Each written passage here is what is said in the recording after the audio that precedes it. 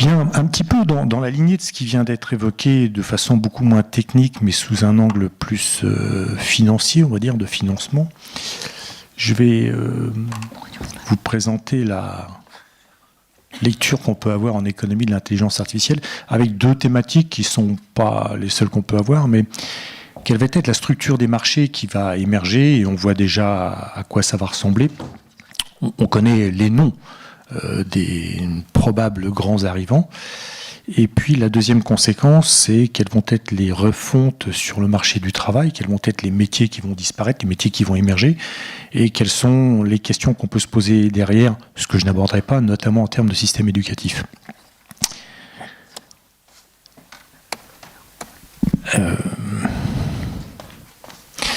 Voilà. Donc, très rapidement, la façon pour un économiste d'appréhender l'intelligence artificielle, c'est exactement ce qui a été évoqué précédemment.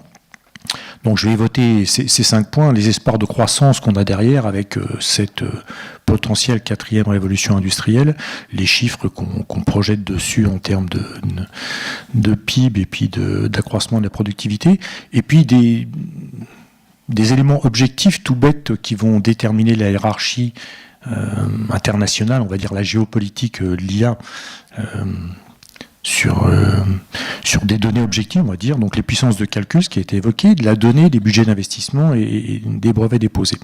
Et là, on va voir que les bases sont déjà bien avancées pour ce qui est probable une hiérarchie qui sera peu modifiée par la suite.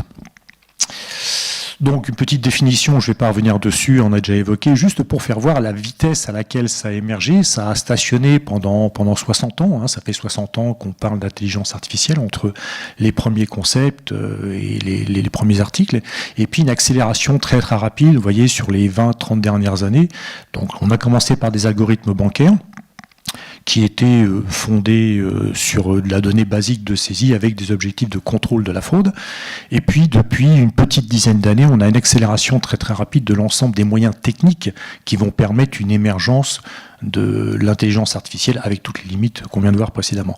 Donc, ces éléments techniques, ce sont les puissances de calcul qui explosent, la capacité de stockage, les données qu'on collecte maintenant massivement, dans ce qu'on appelle le big data, et les algorithmes d'apprentissage qui se développent très rapidement. Encore une fois, les techniques sur le papier existent depuis longtemps. Ce qui manquait, c'était le levier qui permettait de traiter aussi rapidement ce qu'on avait déjà à peu près établi d'un point de vue théorique. Alors aujourd'hui, on fonde de grands espoirs sur l'intelligence artificielle. On pourrait presque se poser la question, est-ce qu'on ne va pas au-delà de l'espoir et on passe dans des ambitions qui sont un peu démesurées? Bon, juste 2 chiffres. La dernière évaluation qui a été faite par l'Institut McKinsey envisage des croissances de la productivité mondiale de 0,8 à 1,4% par an jusqu'à l'horizon 2030, donc ce qui est assez impressionnant. Et puis une variation de la production, de la valeur ajoutée mondiale, de la richesse créée dans le monde, de environ 15 000 milliards de dollars d'ici 2030. Alors voilà, ça, ce sont les projections. Maintenant, il faut faire attention entre la projection qui est souvent vendue pour lever des fonds, notamment auprès du capital risque, et puis la réalité à la sortie de la recherche effective.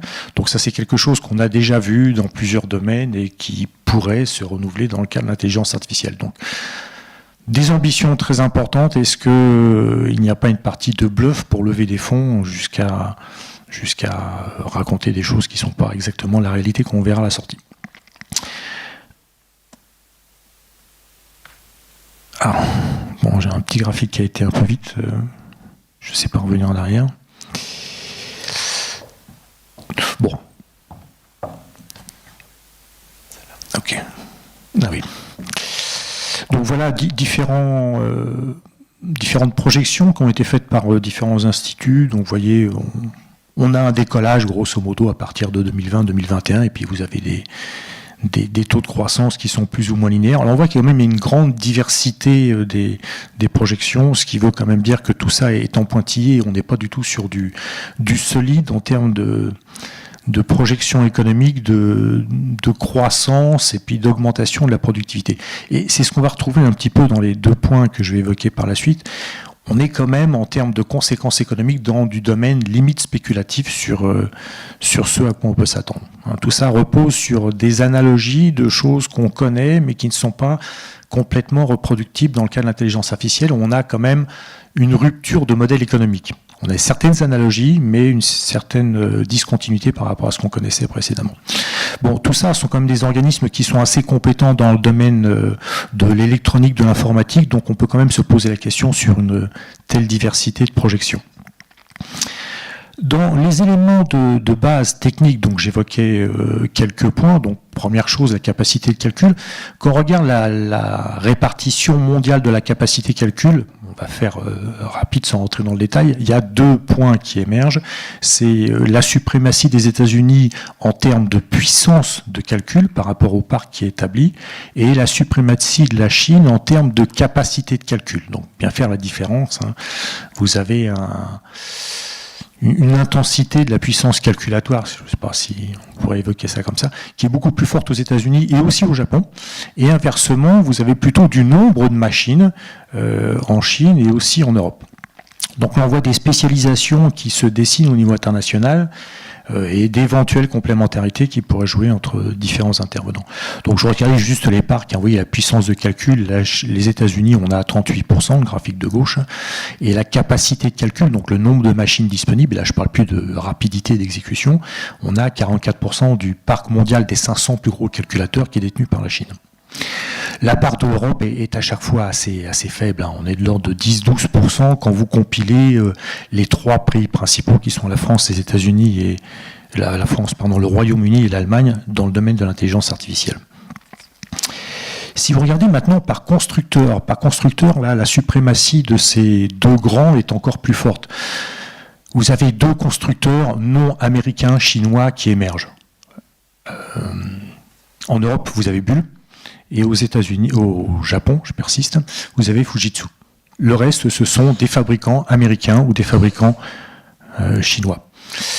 Voilà, donc si vous regardez en part de marché, le part de marché des constructeurs chinois représente plus de 50%. Vous avez après un gros morceau restant, je dirais dans les 40%, qui est détenu par des constructeurs américains. Et le sol, c'est-à-dire à peu près 10%, est détenu moitié-moitié par les 2 constructeurs que j'ai évoqués, japonais et français, européens on va dire. Voilà, donc à gauche vous avez la puissance de calcul des machines. Donc on voit bien que les plus grosses puissances de calcul sont bien détenues par des machines américaines. Vous voyez, les 2 plus importantes, les 2 plus puissantes sont des machines IBM.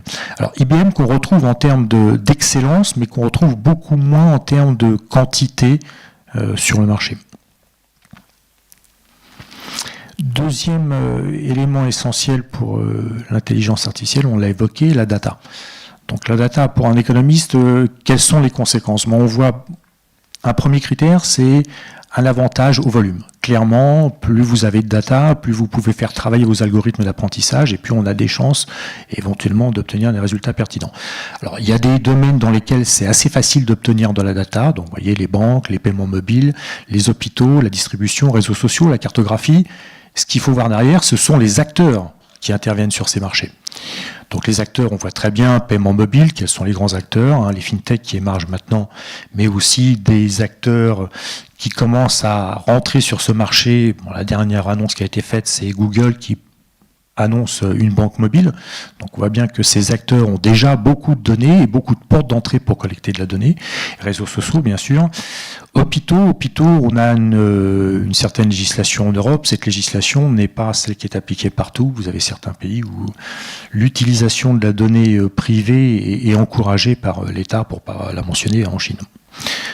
En Chine, la donnée est collectée par l'État et mise à disposition des grands groupes qui sont, on va dire, sponsorisés par l'État, c'est-à-dire qui sont désignés comme étant des champions nationaux auxquels l'État donne les moyens d'élaborer une stratégie et puis d'exceller en utilisant la donnée qui est mise à disposition directement par l'État. Donc ce n'est pas l'État qui traite directement la donnée, mais il a désigné des champions et il leur donne les moyens pour. Je vais évoquer un petit peu plus loin. Deuxième problème qu'on a déjà évoqué, c'est alors il y a un problème de difficulté technique et puis un problème de gouvernance. Donc le problème de gouvernance, je viens de l'évoquer, c'est quel est le respect de la donnée privée qui est fait par les institutions, les entités qui collectent la donnée. Donc on a évoqué Cambridge Analytica, je viens d'évoquer la Chine. On pourrait rentrer beaucoup de noms dans cette configuration. Il y a un problème de confidentialité quand vous faites du stockage sur le cloud. Pour l'instant, la confidentialité est respectée. Jusqu'à quand cette confidentialité sera respectée? Il suffit que vous ayez un certain pressing de la part des autorités sur les grands opérateurs du cloud et on peut se demander quelle sera la porosité entre ces opérateurs et les États. Voilà, et puis autre problème qui a été évoqué, c'est le biais dans la collecte, puisque une partie de l'apprentissage, enfin une grande partie de l'apprentissage repose sur la collecte. Alors la donnée est brute, elle doit être traitée, elle doit être triée, elle doit être structurée, et si en plus, on vous a évoqué le problème de la main précédemment, s'il y a un biais sur la première collecte, on voit tout de suite que ça peut donner beaucoup de choses très très bizarres à la sortie.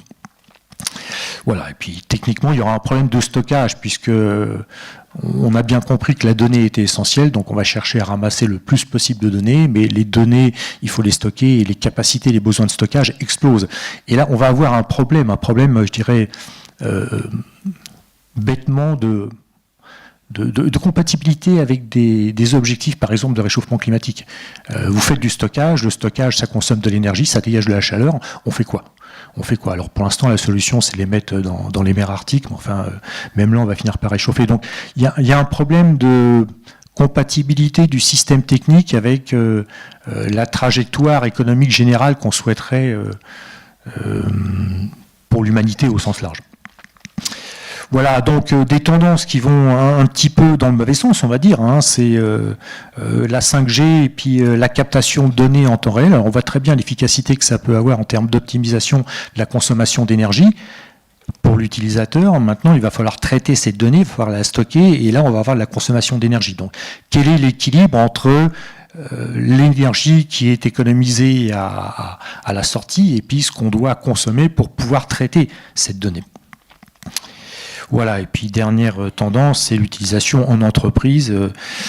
On sait qu'un des biais des managers est de se reposer sur l'expertise. Alors on connaissait très bien ça avec le recours au cabinet de conseil. Ça fait toujours plus sérieux et puis ça permet aux managers d'étayer une partie de leur prise de décision.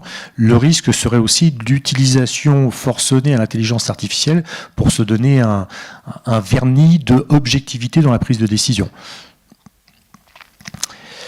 Voilà, donc juste pour vous faire voir les évolutions qui sont projetées en termes de chiffre d'affaires et de revenus de la donnée. Donc on voit que c'est un marché qui est potentiellement explosif et que ça peut attirer effectivement les envies de beaucoup d'opérateurs.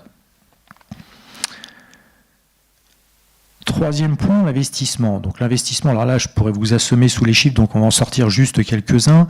En ordre global, vous voyez, c'est 40 milliards de dollars, c'est à l'année en 2017, 40 milliards de dollars sur l'ensemble du marché mondial. Alors on met dedans un petit peu toutes les applications et tous les axes possibles de développement. Les États-Unis en captent une très très grande partie pour ce qui est de l'investissement privé. Donc 5 milliards aux États-Unis avec un afflux monstrueux au niveau mondial du capital risque. Le capital risque a regardé pendant très très longtemps l'intelligence artificielle de façon très, très distante. Et puis on a depuis 4-5 ans une accélération très très importante des investissements en capital risque. Alors le capital risque investit massivement aux États-Unis. Les États-Unis peuvent être caractérisés par un système qui est fondamentalement privé. Vous voyez, depuis 2011, on considère que les États-Unis ont capté à peu près les 2/3 des investissements du capital risque. Donc ce n'est pas un système de financement qui repose sur l'intervention de l'État. Le modèle opposé est vraiment celui de la Chine. En tout cas, jusqu'à récemment. Jusqu'à récemment, le modèle de la Chine est un modèle qui repose sur le financement de l'État. Donc on a eu un premier plan triennal de 15 milliards de dollars qui a servi à stabiliser et à viabiliser le marché. Puis maintenant, on a un deuxième plan très très lourd de 150 milliards de dollars. Donc, retenez juste l'ordre de grandeur.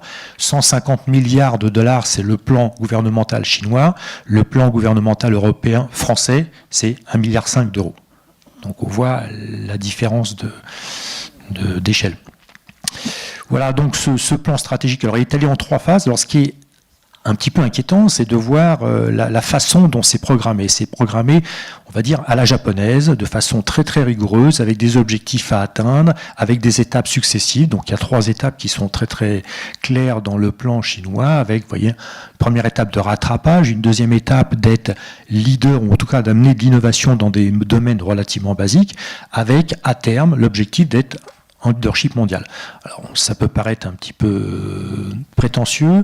Je vous renverrai juste à 1 ou 2 domaines dans lesquels la Chine a déjà fait preuve de sa capacité à investir et à prendre le leadership mondial. Le plus récent, c'est la batterie électrique dans la voiture automobile, dans le véhicule électrique.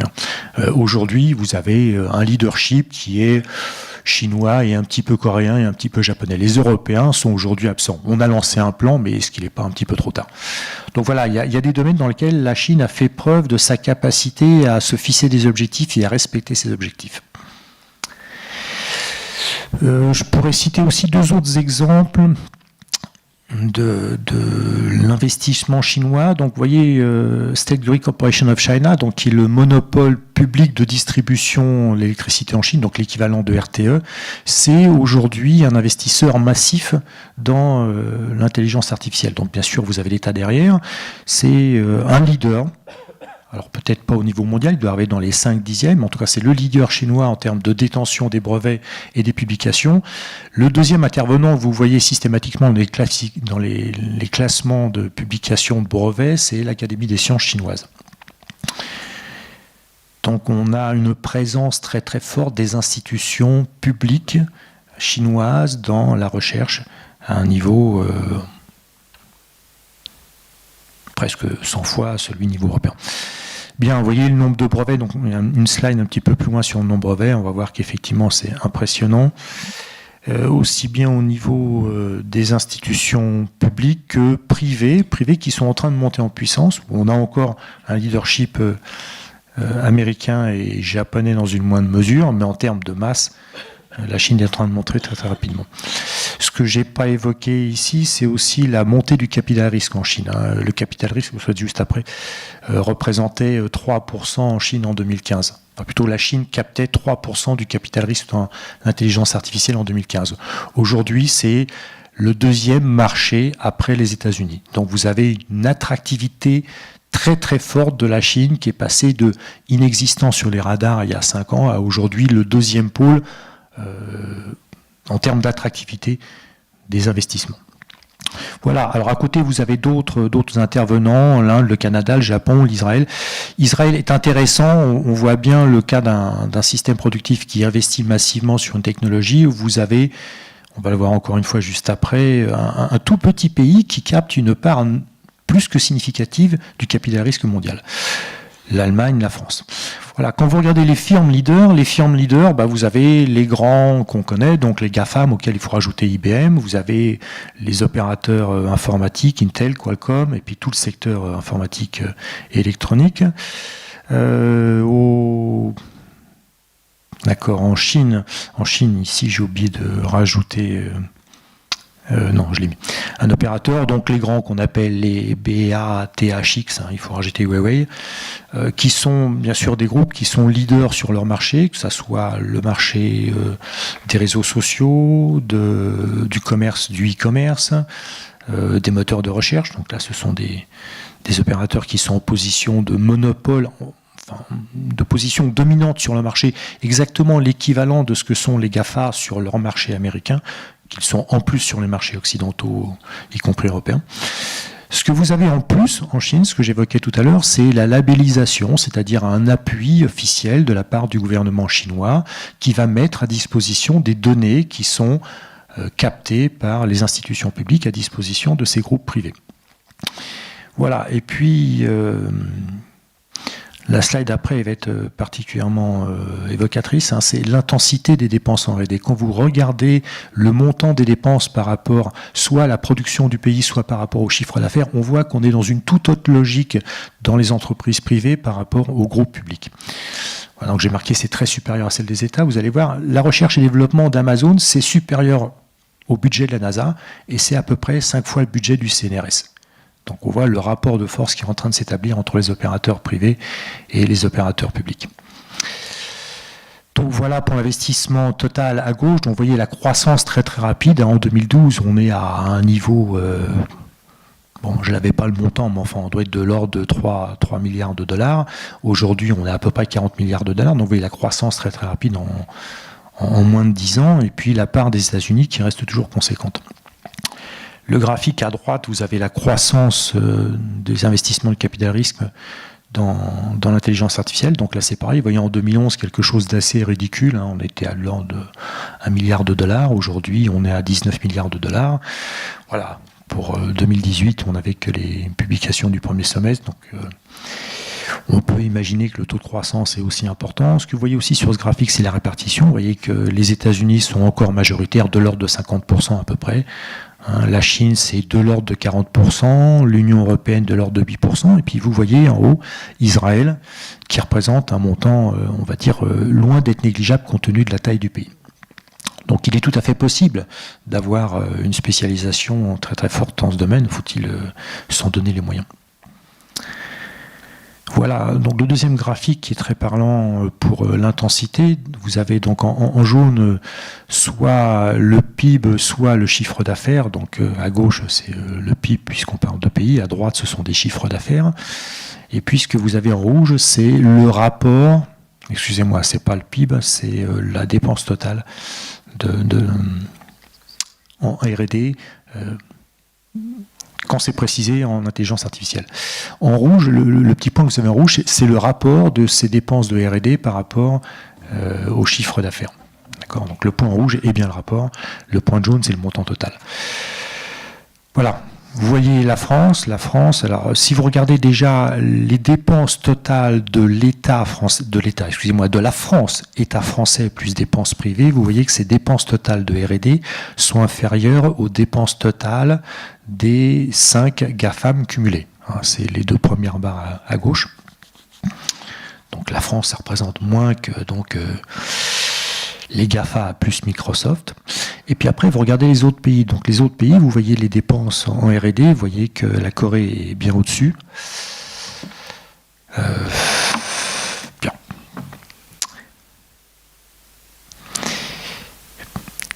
À droite, vous avez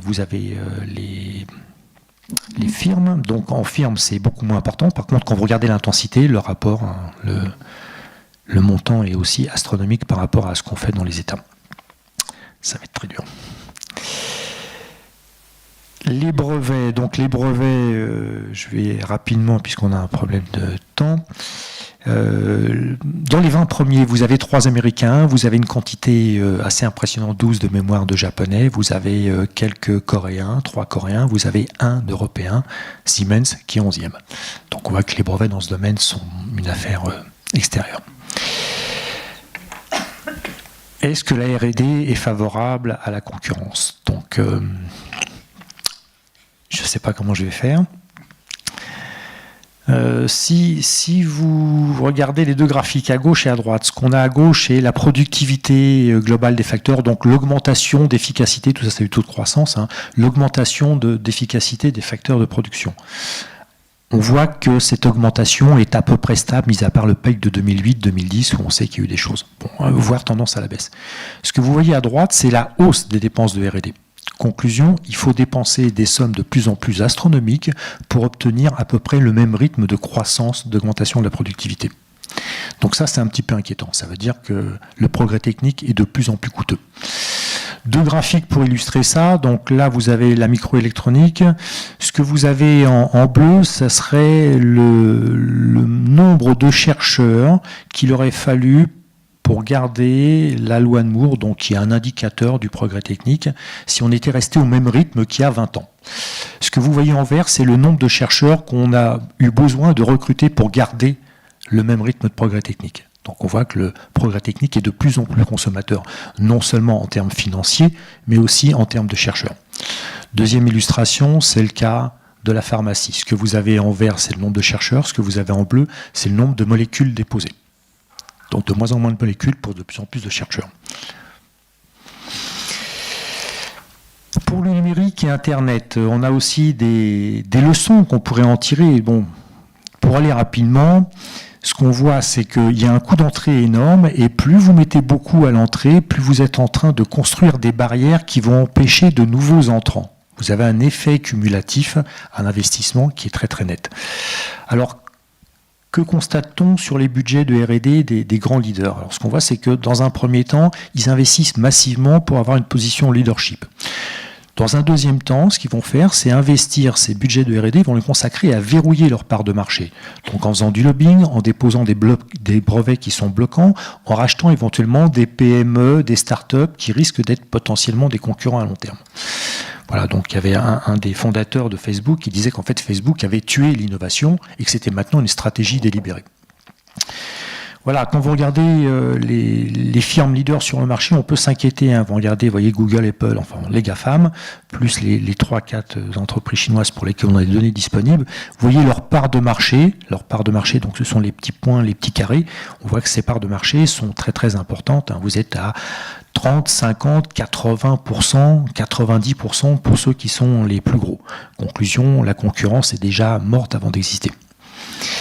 Voilà, donc ce qu'on peut craindre pour l'intelligence artificielle, c'est exactement le même schéma, c'est-à-dire des modèles qui sont ouverts au départ, histoire de lancer la concurrence, donc, et puis des dépenses massives pour établir un avantage concurrentiel, quitte à faire de la donation gratuite de certains logiciels, par exemple, pour créer un écosystème qui sera fermé, après bloquer les coûts en faisant des mutualisations pour faire face aux coûts croissants et en fait bloquer l'entrée des petits qui ne pourront plus avoir la capacité financière de financer l'entrée sur le marché.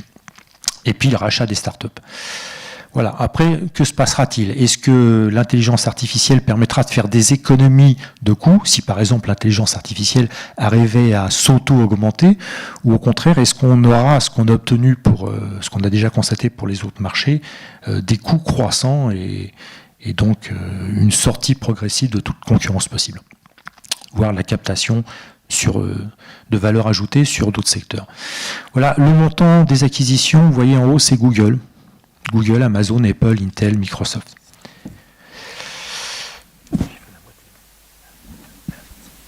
Ok. Bien.